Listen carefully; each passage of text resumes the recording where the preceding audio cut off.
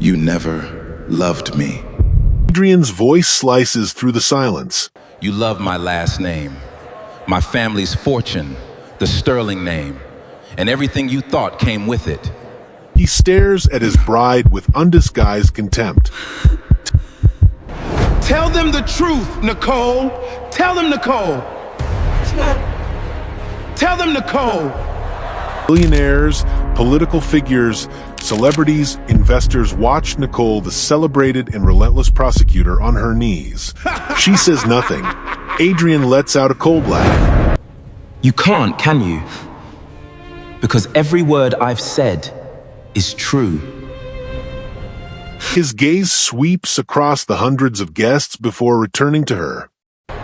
This woman didn't spend 3 years building a relationship with me because she believed in love.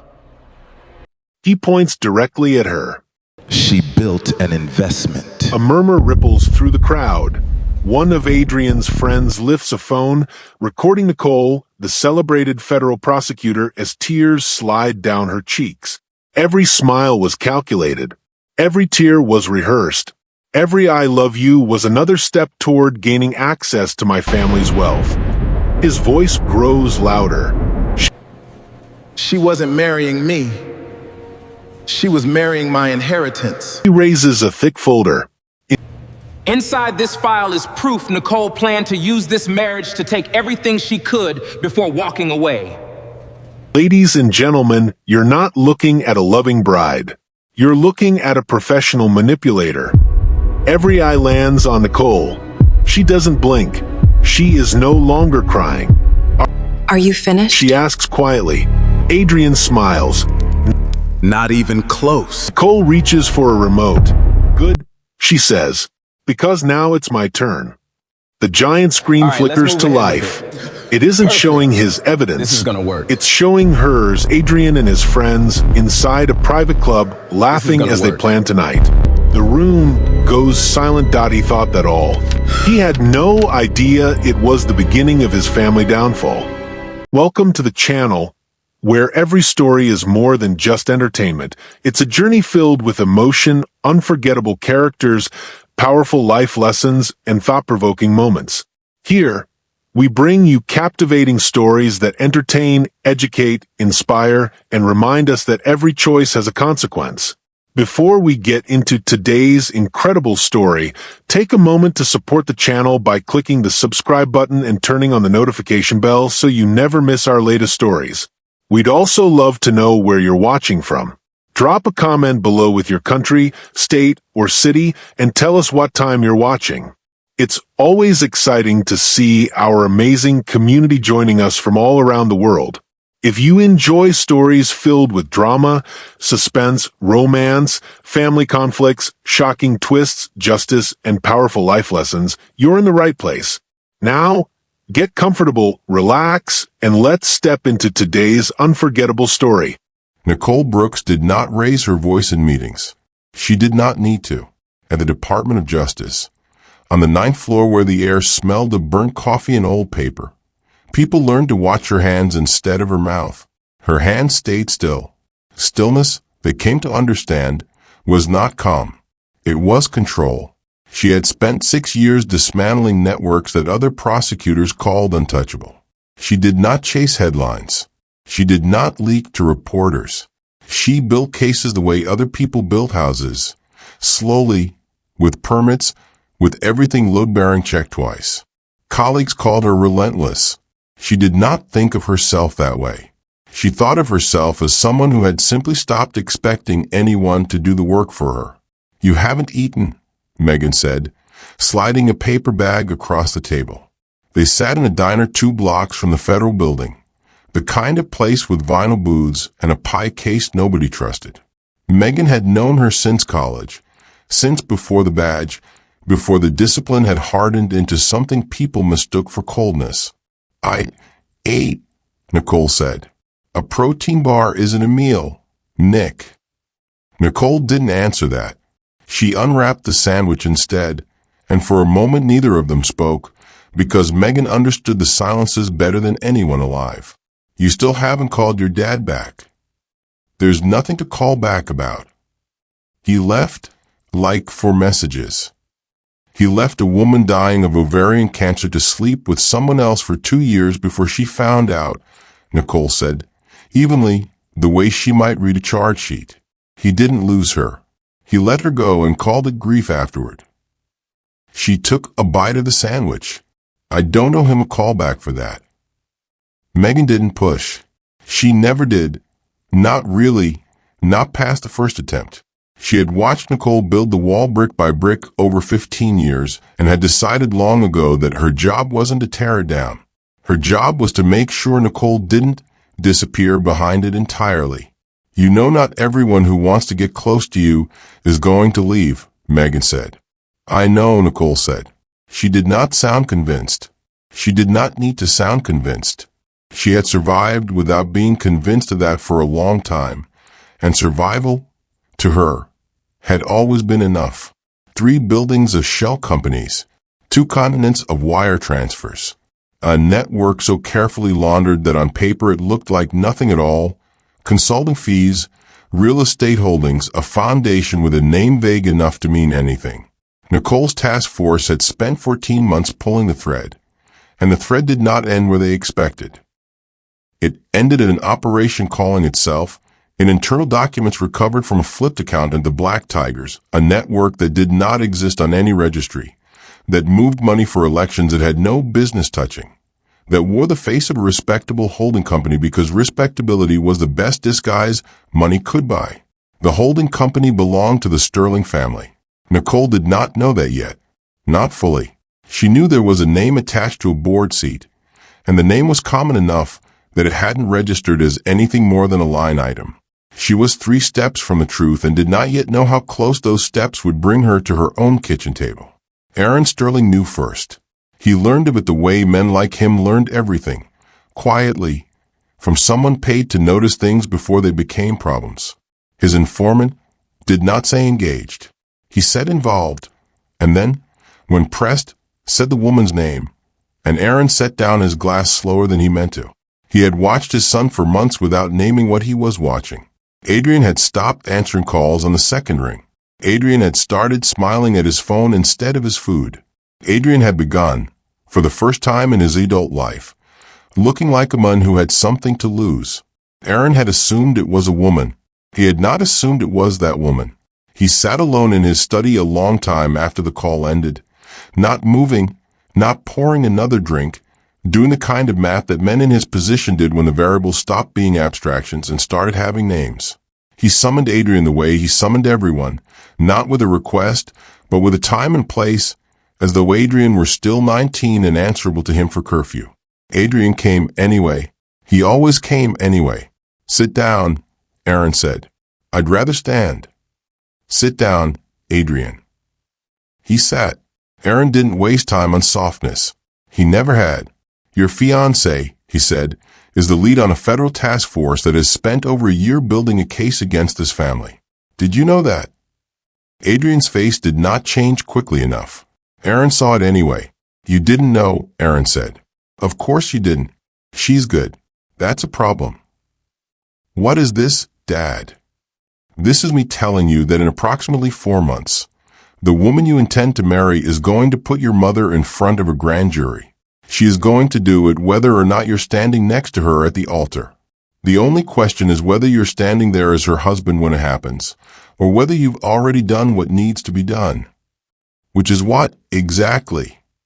Humiliate her, Aaron said, without flinching, without lowering his voice, as though he were reading a memo.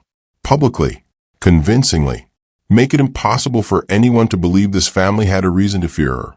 Because the story will be that you never loved her enough to protect her from embarrassment, not that we ever needed protecting. He let that sit. Or your mother spends the next decade explaining herself to federal agents, and your brother takes whatever falls underneath her, because someone has to, and it will not be me. You're asking me to destroy someone I'm asking you to choose which person in this family survives the next year, Aaron said. A prosecutor can survive losing a case, Adrian. She has lost cases before. It will not end her, but she cannot survive losing the public's trust. That is the only thing she has that cannot be rebuilt. He stood, signaling that the conversation, as far as he was concerned, was over. Decide quickly. Time is not a luxury we have. At the club that night, none of it sounded like a tragedy. So you're telling us, Damien said, leaning back with a drink he hadn't touched in 20 minutes, that you have to break up with the hottest woman in the DOJ to save your mom from a RICO charge. Brutal? Man. It's not funny, Adrian said. Nobody's laughing, Tyler said, laughing. Maurice, at least, had the decency to look uncomfortable. What's the play? You ghost her? Cheat on her? What's a script here? There's no script, Adrian said. I don't have a script. I have a deadline. Jordan raised his glass like he was offering a toast. To deadlines, he said, and the others, except Maurice, lifted theirs too, and Adrian sat among them feeling something close his throat that none of them seemed to notice or care to. He did not drink. He watched the ice melt in his glass instead, and thought about a woman who did not raise her voice, who did not need to, who had no idea that the people closest to her were already drawing up the terms of her destruction over expensive liquor and worse jokes. Megan's cousin worked the floor of the club on weeknights, the kind of job where you learn to disappear in plain sight, to be furniture with ears. She didn't think much of it at first, men talking too loud about a wedding, about a woman, about a plan that sounded, the longer she listened, less like gossip and more like a conspiracy with a guest list. She told Megan over the phone, voice low, the way you tell someone something you're not sure you should be saying out loud. They're talking about some prosecutor. Nicole somebody. Famous one. They're planning something for her wedding. Megan didn't sleep that night. She didn't go to Nicole with theories. She went with a flash drive. 3 weeks later, after her cousin had recorded enough of the planning sessions to leave no room for doubt, Aaron's name, Adrian's name. The word humiliate, said plainly, without metaphor, the way men say things when they've stopped believing anyone is listening. She found Nicole at the same diner, same booth, and set the drive down the way you set down something that might detonate. I need you to watch this before you say anything, Megan said. Nicole watched all of it. Her hands did not shake. Her face did not change. When it ended, she sat for a long moment with the kind of stillness Megan had learned, over 15 years, was the most dangerous thing about her. You already knew, Megan said. It wasn't a question. I've known for 2 months, Nicole said. And you're still marrying him? I'm still marrying him, Nicole said. And there was nothing in her voice that sounded like heartbreak, nothing that sounded like surrender. Because the wedding isn't the trap they think it is. She closed the laptop gently, the way you close something you intend to use later. Intact. Don't tell anyone what you saw, she said. Not yet. Let them think I don't know anything at all. The church did not look like a courtroom. That was the point. White flowers. String quartet. 300 guests who did not know they were witnesses. Adrian stood at the altar in a suit that fit too well for a man about to do something this ugly. And when Nicole came down the aisle, he did not see a bride. He saw a deadline, finally arriving. He waited until the vows. That was his one mercy, if it could be called that. He let her walk the whole length of the aisle first. I can't do this, he said, loud enough for the back pews. I can't marry someone who's been lying to me for months, building a case against my own family while she let me propose. The gasps came on cue, the way gasps do at weddings when something finally goes wrong enough to remember. Adrian kept going, because stopping now would have meant admitting he didn't believe his own script anymore. Everyone deserves to know who they're really applauding today. Nicole did not raise her voice. She did not reach for him, did not cry, did not do any of the things 300 people had quietly prepared themselves to comfort her through. She turned, instead, toward the screen mounted behind the altar, the one everyone had assumed was for the slideshow. You're right, she said. Everyone does deserve to know. The screen lit up. It was the club. Multiple angles, multiple nights, timestamps running in the corner like a clock no one could argue with. Aaron's voice, unmistakable, laying out the false choice. Adrian's own face, younger by months, nodding along before he'd found the courage to refuse. Damien's laugh. Tyler's toast. The word humiliate, spoken plainly, The way men speak when they've stopped believing anyone is listening. The silence in the church was not shock. It was recognition arriving all at once, in 300 people, simultaneously. The doors opened before the footage finished. Federal agents did not run. They did not need to. They walked the aisle the way Nicole had walked it minutes before, unhurried, certain, already finished with the hard part. Aaron Sterling, one of them said, "You're under arrest." Adrian turned to Nicole, and for the first time in the whole performance, his face had nothing rehearsed left in it. "You set this up. The wedding. All of it." "I set up a case," Nicole said. "You and your father set up a wedding to hide a crime. I just made sure the crime had an audience large enough that no one could bury it afterward." She did not smile. She had never needed to. A staged confrontation only works if both sides think they're the ones in control. She had known, walking down that aisle, exactly how the day would end. She had simply been the only person in the building who did. It did not take long after that. By evening, 2 investment firms had issued statements distancing themselves from the Sterling name.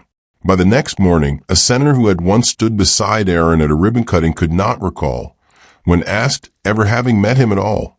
Money moves fast when it senses a sinking thing. It had learned, over generations, exactly how to disappear before the water closes. Damien lost a government contract within the week, nothing dramatic, no headline. Just a phone call informing him his services were no longer required. Tyler's family, the kind that valued a name over a son, asked him to stop using theirs at company events. Jordan went quiet on every platform he'd built a following on, the way men do when the cleverness that once made them popular suddenly reads as something else entirely. Maurice, who had looked uncomfortable that night at the club and said nothing, found that discomfort did not count as innocence in the eyes of people who had been watching the footage on repeat. Aaron did not get bail easily. The charges were not small, and the evidence had not come from a leak or a guess. It had come from his own son's friends, in his own son's name, recorded with a patience he had never once suspected anyone outside his family possessed. Adrian's mother was cleared within the month. So was his brother. The real architecture of the conspiracy had always pointed in one direction once the footage made it impossible to spread the blame thin. Justice, when it finally arrived, did not punish the people who had simply stood too close to power. It found the man who had built the room they stood in. Adrian came to her 7 months later, in October, when the trees outside her building had gone the color of old paper. He had lost the company. He had lost the house. He had, by every measure that used to matter to him, lost everything his name had once guaranteed him without asking. He had not lost the habit of showing up uninvited. "I'm not here to apologize," he said when she opened the door. "I don't think there's a version of that means anything anymore." "No," Nicole agreed. "There isn't." She let him in anyway, not because she owed him a conversation, but because she had never once needed to avoid a hard thing to feel safe in it. He sat across from her the way a man sits in a room he no longer has any right to. "I need to ask you something, and I need you to actually answer it. Was any of it real? Before all of this, before the wedding, was there ever a version of us that wasn't a setup?" Nicole considered this longer than he expected. She had never given anyone an answer without first deciding whether it was true. "I didn't fall in love with your father's company," she said. "I didn't fall in love with the name or the money or the men at that club who thought my life was a problem to be managed over drinks. I fell in love with you on the nights none of that was in the room, the you that existed before your father called and reminded you who you were supposed to be." She paused. "That man was real.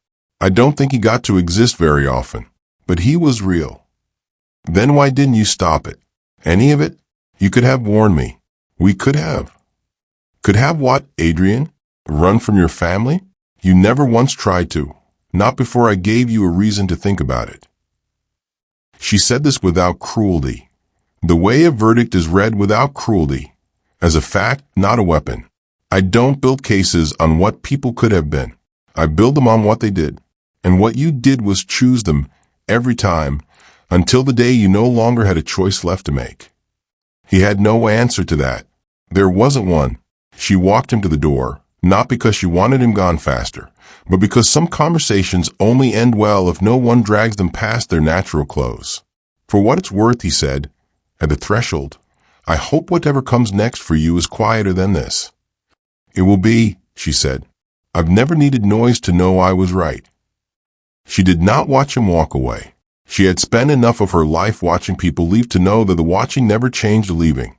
She went back inside, made tea she didn't really want, and sat by the window where the light was good, and thought, briefly, of her mother, of a woman who had spent her last months loved by no one fully, betrayed quietly by a man too cowardly to be honest about leaving before he left. Nicole had built a career, in some sense, out of refusing to let that kind of quiet betrayal go unanswered ever again. Not out of vengeance, out of a simple, unshakable belief that the truth deserved better company than silence. She did not become the kind of woman who trusted easily. She did not become the kind of woman who needed to. She became, instead, the kind of woman a courtroom went quiet for, not because she demanded the silence, but because she had never once needed to fill it with anything she didn't mean.